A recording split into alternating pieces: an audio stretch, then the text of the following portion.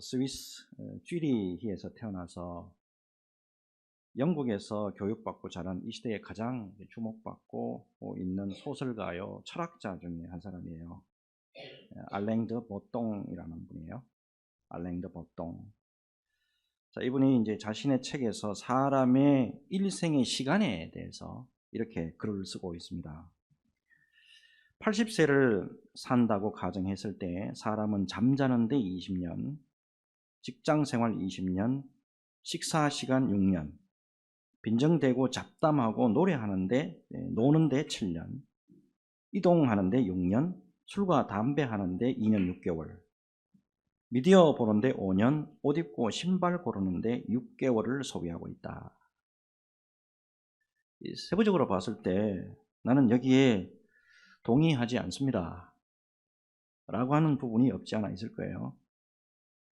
근데 여러분, 여기서 이렇게 스스로에게 질문을 좀 해봤으면 좋겠습니다. 과연 나는 얼마나 일생 중에, 아니 하루 중에 얼마나 하나님께 집중하고 온전히 주님을 위해서 살고 있을까? 하루 중에 얼마나 내가 하나님 앞에 시간을 드리고 있고, 하루 중에 얼마나 내가 예수님 앞에 엎드리고 있을까? 이에 대해서 어느 목사님이 오늘날 크리스천들의 모습을 진단하는 글을 하나 썼어요. 한번 보세요. 입술로는 하나님이 주인이시라고 하지만은 우리는 자기 편리한 대로 살아간다. 하나님을 안 믿는 것이 문제가 아니다. 하나님을 제한하면서 믿는 것이 문제다. 즉 온전한 삶이 아닌 파트타임 크리스천의 삶이 문제다. 이러한 신앙 가치관의 중심에는 하나님보다 나라는 이기심이 숨어 있다.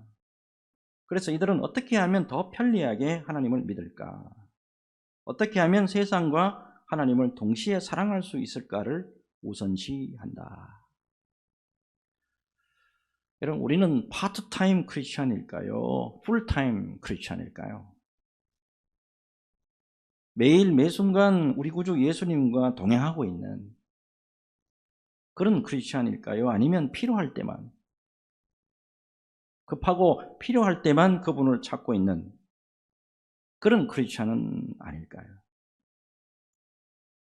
여러분, 요컨대 언제나 우리 주님을 바라보는 풀타임 크리스천으로서 주님이 주시는 은혜의 풍성함을 누리며 살아가는 저와 여러분 모두가 되었으면 하는 마음 참 간절합니다.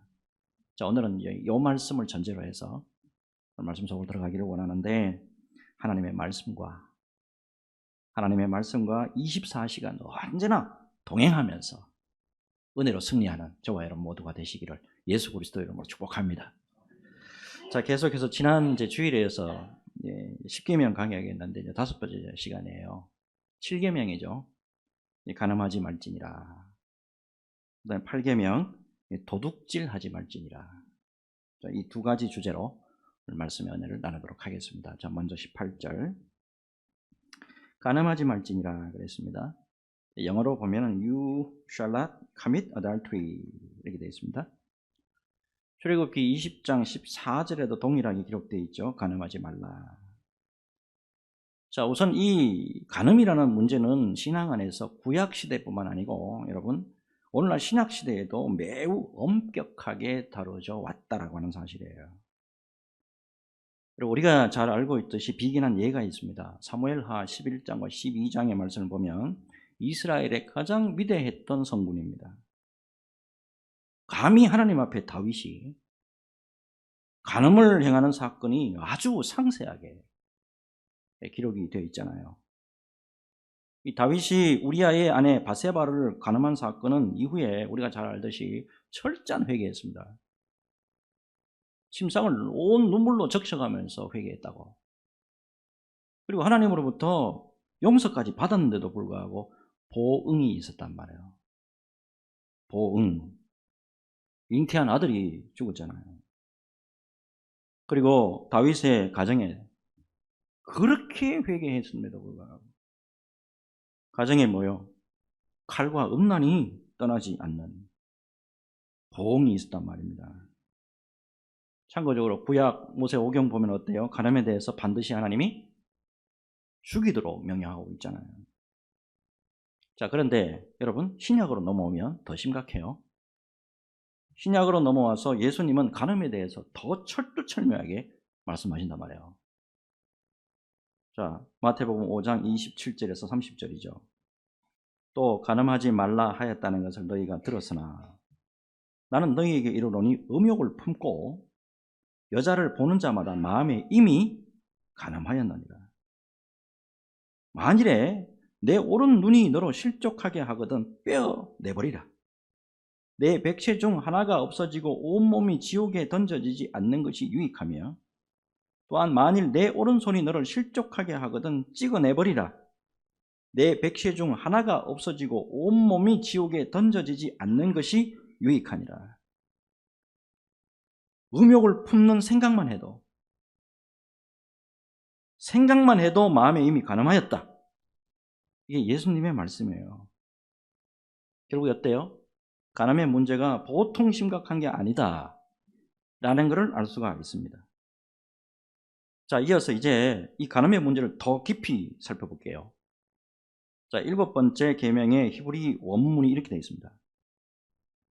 베로티느아프, 베로티느아프. 너는 간음하지도 말라.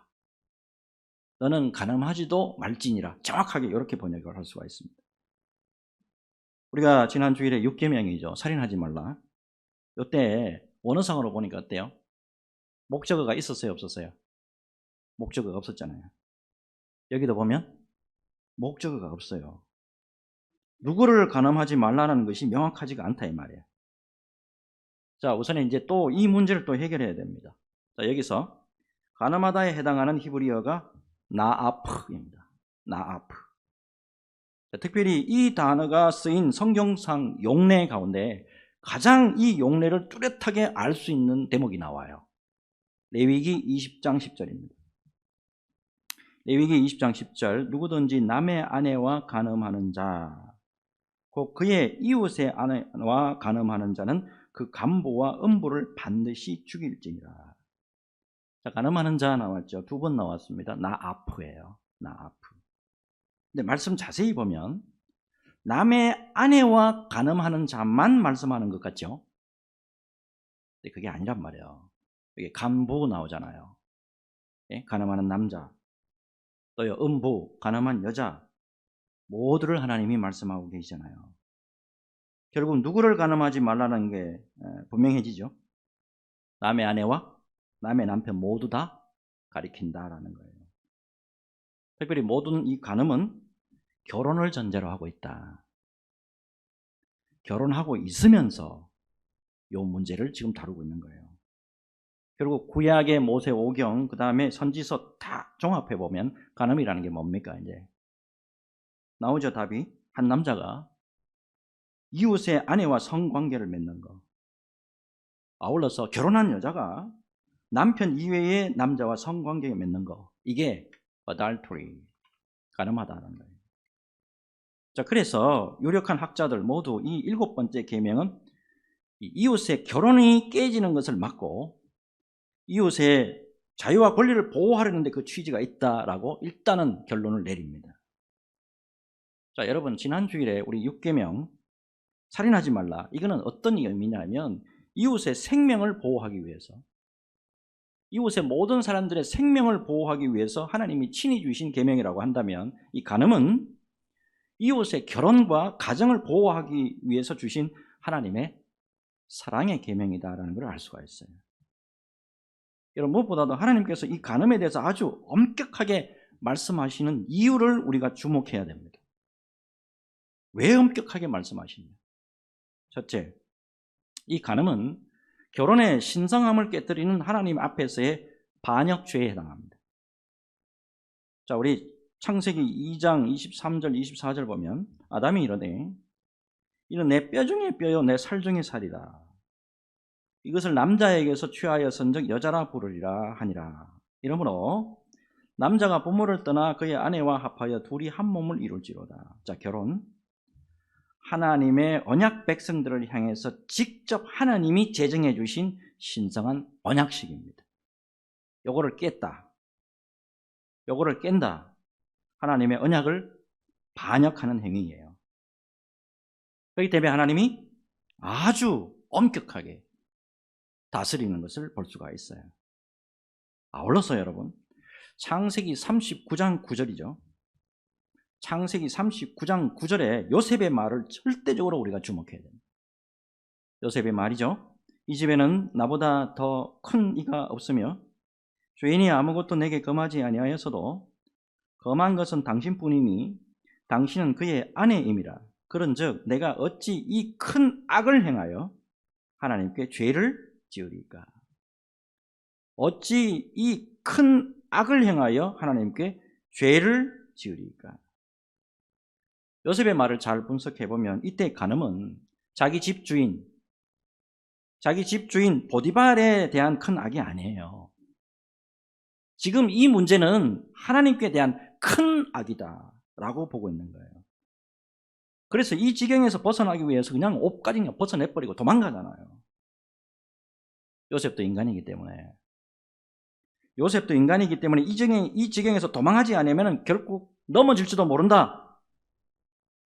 위기의식이 작동했는지 모릅니다. 자, 지금까지 이제 간음의 문제점만 다뤄왔습니다. 자, 이제 이 간음의 문제에 대해서 오늘날의 크리스찬들이 그러면 어떻게 대처해야 되느냐, 솔루션. 이거 한번 살펴봐야죠. 무엇보다도 여러분, 이 간음 문제를 다루고 있는 거의 모든 학자들, 성직자들이 첫 번째로 이거를 제일 먼저 권면해 줍니다. 첫 번째 뭐를 권면하냐면 음욕의 첫 징조를 가차없이 잘라내라. 간음이 원인이 될 만한 모든 것을 가차없이 잘라내라, 이거예요. 여러분, 우리는 최초의 인류 하와가 어떻게 사탄의 유혹에 어떻게 넘어갔는지 우리는 말씀을 통해서 잘 알고 있습니다. 사탄이 하와에게 이렇게 접근하죠. 참으로 하나님이 동산 모든 나무의 열매를 따먹지 말라고 하더냐. 요거 가만히 보면 서서히 environment, 굉장히 유혹의 환경을 만들면서 사탄이 접근하고 있다 이 말이에요. 누구에게? 하와에게. 자, 무엇보다도 사람이 유혹의 환경 가운데 있으면 당연히 그 환경의 영향권 안으로 들어갑니다. 그게 인간이에요. 여러분, 일찍이 사도 바울은 우리 인간의 연약성을 간파하고 이렇게 권면했습니다. 디모데전서 6장 11절. 디모데전서 6장 11절에 오직 너 하나님의 사람아 이것들을 피하고 의와 경건과 믿음과 사랑과 인내와 온유를 따르며 그랬습니다. 이때 피하고 영어로 어떻게 번역되어 있냐면 flee from 이렇게 되어 있다고. flee from 무엇에서 도망해라, 이렇게 번역하고 있다고. 여러분, 우리 인생들 가운데 절대 유혹과 성적인 것에서 절대 우리가 강하지 않아요. 나는 유혹과 성적인 것에 전혀 문제없다 라고 큰소리 치실 분 있습니까? 여러분, 우리의 나약성, 우리의 연약함을 깊이 새기시고 요셉처럼 유혹과 욕망에서 도망하여 flee from, 도망해서 의와 경건과 믿음과 사랑과 인내와 온유를 따르는 저와 여러분들이 되어야 될 줄로 믿습니다. 아울러서 여러분, 간음에서 우리가 벗어나기 위해서 언제나 우리가 잊지 말아야 될 가장 중요한 게 하나 있어요. 요한복음 8장입니다. 간음하다가 현장에서 붙들려온 한 여자에 대해서 예수님이 어떻게 대하셨냐는 거예요. 간음하는 현장에서 붙들렸습니다. 현행범이에요. 당연히 돌에 맞아 죽어야 되는 거예요. 이게 법이에요. 하나님이 만들어 놓은 법이라고. 근데 예수님은 여자를 정죄하는 자들을 향해서 이렇게 말씀하시잖아요. 너희 중에 죄 없는 자가 먼저 돌로 한번 쳐봐. 이들 중에 죄 없다고 생각하는 사람 제일 먼저 돌 들고 한번 쳐보라 그러잖아요. 여러분 이 말씀 앞에 아무도 여자를 돌로 치지 못했습니다. 다음에 예수님이 뭐라고 말씀하셨냐 잘 아시죠? 가서 다시는 죄를 범하지 말아라. 가서 다시는 죄를 범하지 말라라. 여자에게 한 예수님의 말씀이에요. 여러분 이 말씀에서 우리가 반드시 깨달아야 될 게 있어요. 여러분 우리 모두가 죄인이다라는 것을 여러분 잊지 말아야 돼요. 여러분 오직 우리 주님의 은혜가 아니면은 간음의 죄에서 아니 세상의 모든 죄에서 벗어날 길이 없어요. 여러분 우리는 육체적인 간음 지금 이것만 말하는 게 아니에요. 지금 또 하나님 외에 다른 것도 높이고 예수 위에 막 올라가 있고 그거를 섬기는 영적인 간음 이것도 잊지 말아야 돼요. 영적인 간음이 더 무서워요. 영적인 간음 하니까 어때요? 이스라엘 나라가 완전 망했지 않습니까? 2000년 동안 나라가 없잖아요. 그 모든 죄에서 우리가 벗어날 길 하나님의 사랑과 은혜밖에 없다. 하나님의 긍휼하심과 은혜밖에 없어요, 여러분. 김지찬 교수님이 자신의 책에서 이렇게 글을 쓰고 있더라고요.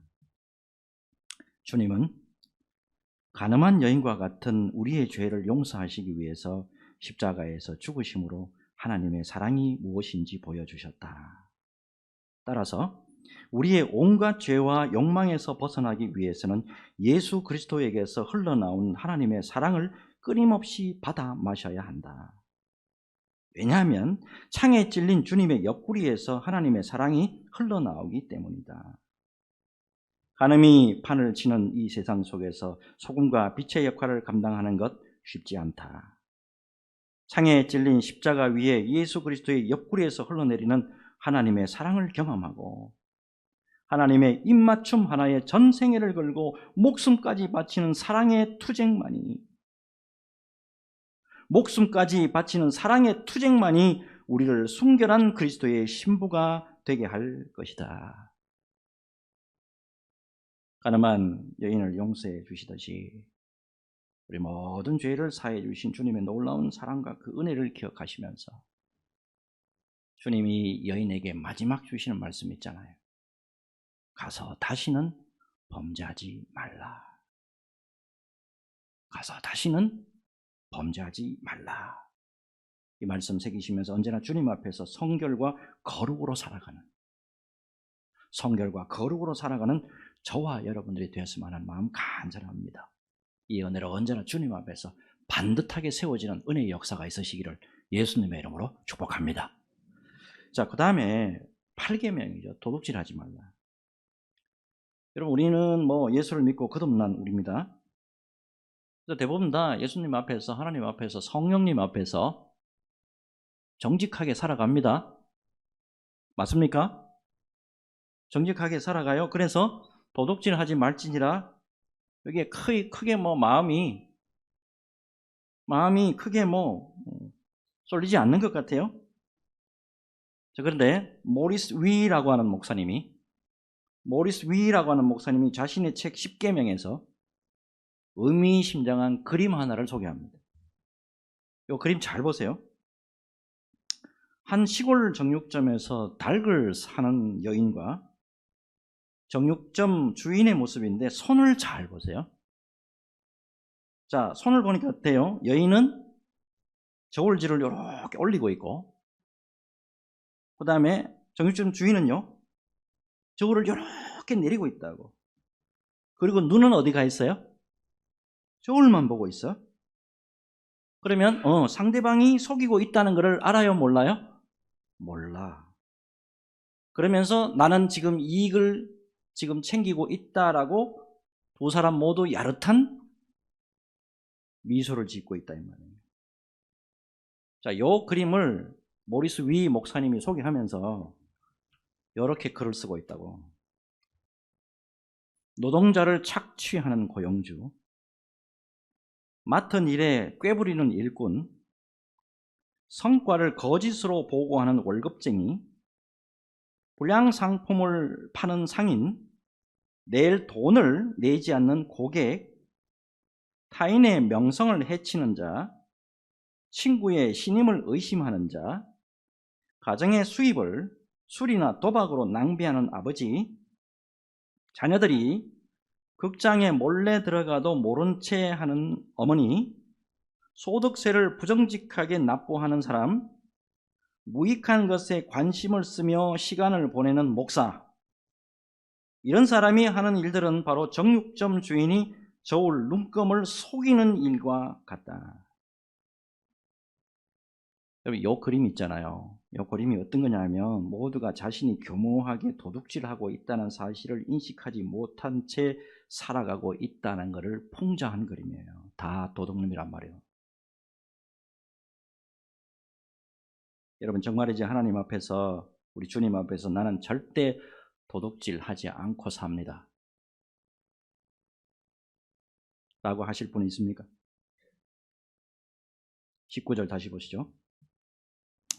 도둑질하지 말지니라. You shall not steal. 우선 이 말씀은 여러분 1차적으로 이웃 재산이 있잖아요. 이웃의 재산을 보호하는 차원에서 절도 행위를 금하는 말씀이에요. 근데 여기서 도둑질에 해당하는 히브리 원어가, 이게 이제 우리 가슴을 아프게 합니다. 자, 이 훔치다에 해당하는, 이 도둑질하다에 해당하는 원어가 뭐냐면 가나브입니다. 가나브, steal, 훔치다인데 이 용례가 말이에요. 이 단어가 쓰인 구약의 용례가 전방위적이에요. 도둑질한다는 게. 이게 어떤 의미냐면 엄청나게 많은 사람들이 현재 도둑질하고 있다, 그거 나타내는 거거든. 이 가나브가 쓰이는 거 보면 사람이나 소나 양이나 염소, 사람이 소나 양이나 염소를 훔치다 할 때 가나브예요. 또 은과 금과 돈이나 물품 훔칠 때 가나브. 그 다음에 사람이나 시신을 훔치는 경우도 있어요. 이것도 가나브예요. 그 다음에 특별히 사람의 마음을 훔치다, 사람의 마음을 훔치다 할 때도 가나브예요. 사무엘하 15장 6절. 이스라엘 무리 중에 왕께 재판을 청하러 오는 자들마다 압살롬의 행함이 이와 같아서 이스라엘 사람의 마음을 압살롬이 훔치니라. 여러분, 이 외에도 하나님께 바친 물건을 도둑질한 아간 사건 잘 아시죠? 여호수아 7장. 하나님께 바친 거 도둑질했다고 몰래. 가나브예요. 드라빔 신 훔친 거 가나브예요. 그 다음에 하나님의 말씀을 도둑질하는 인간도 있대요. 하나님의 말씀을 도둑질하는데, 자, 에레미야 23장 30절 나오죠. 에레미야 23장 30절, 여호와의 말씀이라. 그러므로 보라, 서로 내 말을 도둑질하는 선지자들을 내가 치리라. 거짓 선지자들의 거짓 대언. 목사들이 말씀 똑바로 전해야 돼요. 안 그러면 이 죄에 들어간다고. 결국 이 모든 사실이 무엇을 의미합니까? 인간 모든 행위가 도둑질로 이어질 수 있다 라고는 사실을 말씀하고 있는 거예요. 놀랍게도 여러분, 성경을 보잖아요. 성경을 보면 도둑질이 나오는데 창세기 31장 19절 보면 제일 처음 도둑질 나와요. 창세기 31장 19절 보면 라헬이 자기 아버지 수호신 드라빔을 도둑질하고 이렇게 돼 있다고. 도둑질하고. 성경이 나오는 최초의 도둑질이 어디에서 벌어졌나요? 가정에서. 가족이 도둑질했다니까. 또한 창세기 37장을 보면 요셉의 형제들이 요셉을 노예로 팔죠. 이때 팔다라에 해당하는 히브리 원어가 도둑질하다예요. 자, 이런 현상들을 보면 도둑질이 하나님의 백성들 안에서도 있어 왔다라는 사실입니다. 자, 일단 여러분, 8번째 계명, 이 도둑질을 하지 말라는 것은 이웃의 사유재산, 이거 보호하는 차원 있고, 더 넓게는 인간을 보호하고자 하는 하나님의 사랑이 숨어 있어요. 그래서 하나님의 백성들이 진정한 자유자로서 삶을 풍성하게 누리도록 하는 목적에서 주신 계명이에요. 이거를 이렇게 정리할 수가 있습니다. 자, 이제 지금까지 제가 도둑질을 하지 말라에 대한 문제점만 말씀드렸어요. 자, 그렇다면 여러분, 예수 그리스도를 믿고 물과 성령으로 우리 거듭났죠. 예수 그리스도를 믿고 물과 성령으로 거듭난 우리가 이 도둑질과 관해서 어떤 삶을 살아야 되느냐? 정리하겠습니다. 여러분, 무엇보다도 우리 자신을 돌아보시되 은밀한 도둑질을 한 것은 없는지 살펴보고 회개하고 되돌려 놔야 돼요. 지금부터 제가 드리는 말씀 잘 들어보시기 바랍니다. 남의 물건을 훔치는 일은 하지 않았습니다. 나는 그래도 남의 물건을 훔치지는 않았습니다. 그러나 남이 가져야 할 명예와 영광을 내가 훔치지 않았는지 살펴보자 이 말이에요. 다른 이의 재물에 손을 대지는 않았습니다. 하지만 다른 사람의 마음을 훔치지는 않았는지 곰곰이 생각해 보자 말이에요. 남의 재산 탈취하지 않았습니다. 그러나 내 유익을 위해서 남의 유익에 해가 되는 일을 하지 않았는지 생각해 봐야 됩니다. 심지어 하나님의 것을 도둑질하지 않았는지도 돌아봐야 됩니다. 말라기 3장 8절에 사람이 어찌 하나님의 것을 도둑질하겠느냐. 그러나 너희는 나의 것을 도둑질하고도 말하기를 우리가 어떻게 주의 것을 도둑질하였나이까 하는도다. 이는 곧 11조와 봉헌물이라. 여러분, 도둑질은 반드시 회개해야 돼요.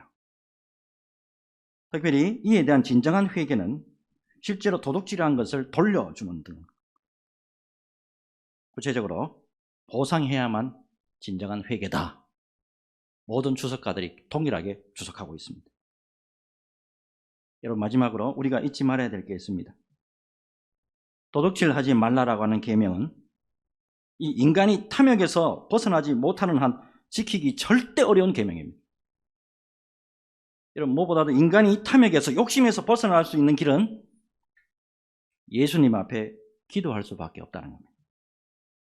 주님 앞에 진심으로 기도하고 우리의 정욕과 탐심을 십자가에 못 박는 외에는 방법이 없어요. 갈라디아서 5장 24절이죠. 그리스도 예수의 사람은 육체와 함께 그 정욕과 탐심을 십자가에 못 박았느니라. 가슴에 손을 얹고 한번 생각해 보세요. 예수 믿고 정욕과 탐심을 진짜 십자가에 못 박았습니까? 진짜 십자가에 못 박아서 죽여버렸냐고요. 교계에서 참으로 많은 존경을 받았던 부산의 수영로 교회 정필도 목사님, 잘 아실 거예요. 이분이 가장 가까이 있는 최측근들에게 인정받는 게 있어요.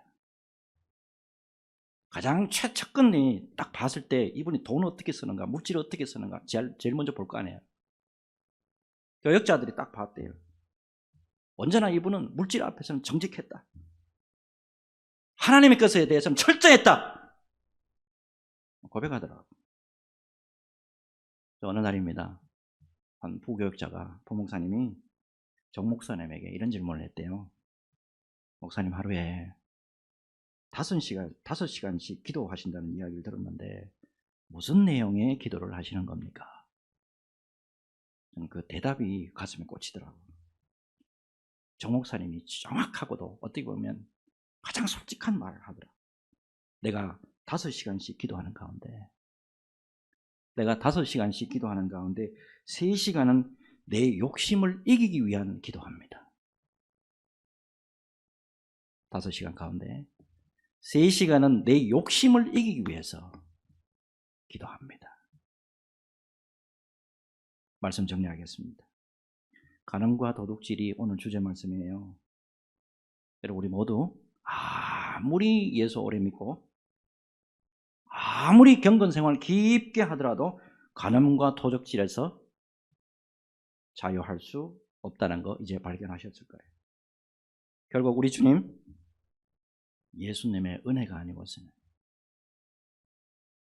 예수님의 은혜가 아니고서는 이 땅에서 믿음 생활 반듯하게 할 수 없다라는 결론입니다. 이런 말씀과 기도에 창념하면서 오직 우리 주님 예수님의 은혜에 붙들려 사는 인생이 될 때에 예수님이 우리에게 내려주신 진정한 자유와 생명을 유지할 수 있다라고는 사실입니다. 말씀은 언제나 깊이 새기시고 솔라 그라티아 오직 은혜에 붙들려서 주님 오실 때까지 믿음 생활 잘 감당하는 우리 수원소망교회 성도들 다 되시기를 예수 그리스도 이름으로 축복합니다. 같이 기도하겠습니다.